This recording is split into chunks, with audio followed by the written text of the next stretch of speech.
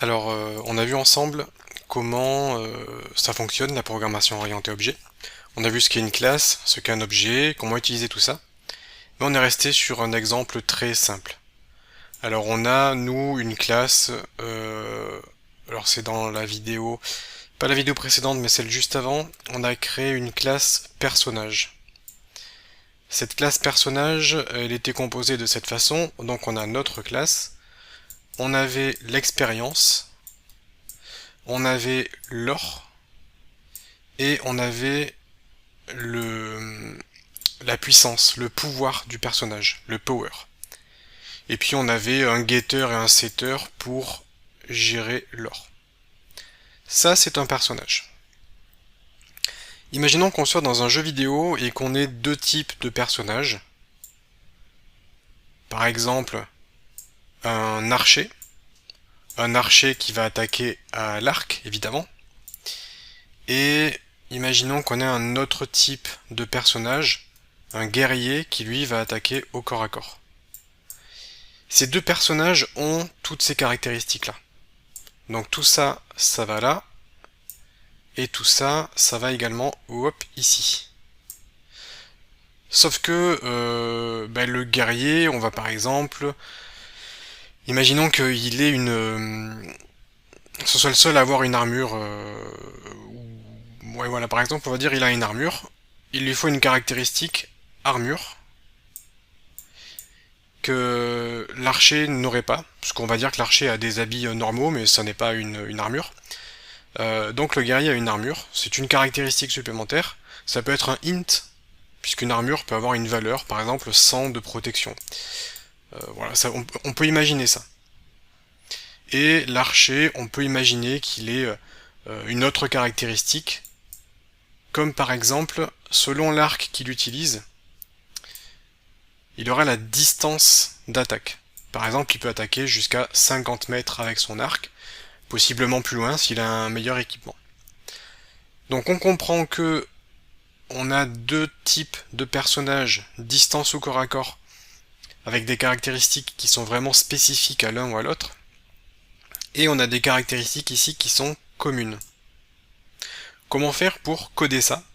Comment faire pour justement faire en sorte que on écrive le moins de code possible? Parce que moi j'ai pas envie de réécrire ça, j'ai pas envie de réécrire deux fois ces caractéristiques à gauche et à droite. Je veux qu'on puisse les utiliser. C'est là qu'entre en jeu l'héritage. En programmation, l'héritage consiste à dire qu'une classe enfant, comme par exemple archer ou guerrier, hérite des propriétés de la classe parent. Donc en fait, cette classe-là c'est le parent, et ces classes en dessous c'est les enfants. Et les enfants ont le même comportement que le parent, avec des caractéristiques qui leur sont propres.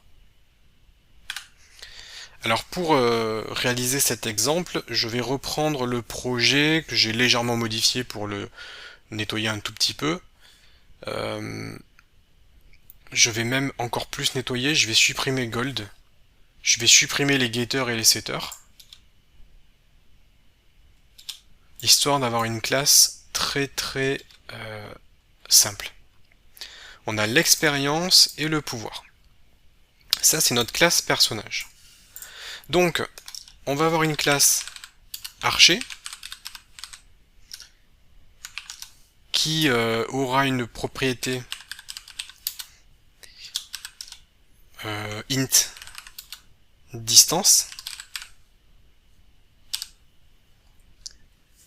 Alors, on va laisser ça comme ça pour l'instant, mais on pourrait avoir un constructeur, des fonctions. On va rester très simple. Donc ça c'est l'archer. Et ça c'est le guerrier, qui lui aura une puissance de bouclier, qui sera sa caractéristique qui lui est propre. Donc on a nos deux personnages. Ici, je vais pas avoir un personnage 1, mais je vais avoir le archer qui sera le personnage 1. Et là, je vais avoir le guerrier qui sera le personnage 2. Donc on va bien avoir deux personnages, deux instances de classe. Et là maintenant ce qu'il va falloir faire, c'est dire que archer c'est l'enfant de perso et que guerrier c'est également enfant de perso.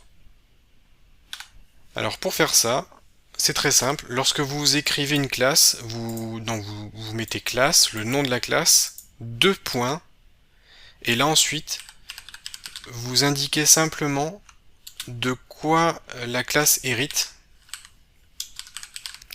Et nous en l'occurrence, notre classe va hériter de perso. Donc en faisant ça, on met en place l'héritage et on dit que la classe archer, eh bien c'est comme la classe perso, c'est pareil. Donc on récupère toutes les caractéristiques, tout le comportement. Mais en plus de ça, entre accolades, on va décrire le comportement spécifique d'un archer. Ce qui fait que si je fais cout perso 1 xp, je devrais avoir 0. Si je dis personnage 2.xp est égal à 5 et que je fais un cout de perso 2 xp, alors là j'oublie pas ici de changer, eh bien je devrais avoir l'expérience du personnage 2 et du personnage 1. Ensuite, on va utiliser les caractéristiques qui sont spécifiques. Donc le personnage 1 c'est un archer. Un archer a une distance d'attaque. Donc personnage 1.dist est égal à 40.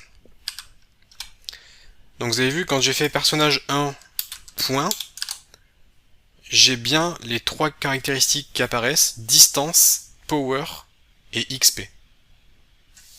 J'ai l'autocomplétion qui me dit ça. Si je fais personnage 2 point, et bien là cette fois-ci j'ai plus de distance mais j'ai bouclier, power, XP. Et là je vais mettre une puissance pour le bouclier de 100. Donc si je fais un cout de perso 1 dist et que j'affiche la distance, je devrais avoir la distance. Si je fais un cout de perso 2 point bouclier, eh bien je devrais avoir le bouclier. On va tester ça. Donc j'ai bien le premier personnage qui a 0 d'XP et le deuxième qui en a 5. La distance d'attaque du premier personnage c'est bien 40 et le bouclier du personnage 2 c'est bien 100. Et évidemment, si j'essaye de faire quelque chose comme perso 2.distance, eh bien ça va planter parce que le personnage 2 n'a pas cette caractéristique, car c'est un personnage de corps à corps, pas un personnage d'attaque à distance, et du coup, il n'a pas la caractéristique distance. Donc voilà pour cet exemple au niveau de l'héritage. Alors je vais rester sur quelque chose de très très simple, alors je vais m'arrêter ici. Cependant, pour votre connaissance générale, et parce que vous pourriez rencontrer ça et vous pourriez en avoir besoin, je vais quand même vous parler du mot-clé protected. On a vu qu'il y a public et private. Donc ça, on a bien compris le principe de public et private. Et on a également protected ici. Et ce mot-clé est intéressant, notamment quand on parle d'héritage. Alors d'ailleurs, je l'ai mis ici, mais c'est pas du tout là que je voulais le mettre. C'est plutôt dans la classe parent. Et le mot-clé protected, ça va faire comme private. Ça va créer des choses qui seront pas accessibles de l'extérieur. Sauf que la différence avec protected, c'est que lorsqu'une classe hérite de la classe parent qui a des propriétés en protected, alors la classe enfant y aura accès. La classe enfant pourra modifier ces propriétés-là. Donc voilà la petite subtilité de protected qui est utile dans le cadre de quand on met en place de l'héritage. Donc au moins vous connaissez un petit peu les subtilités et les trois types de protection possibles pour les données. Voilà ce que j'avais à vous présenter sur l'héritage en C++.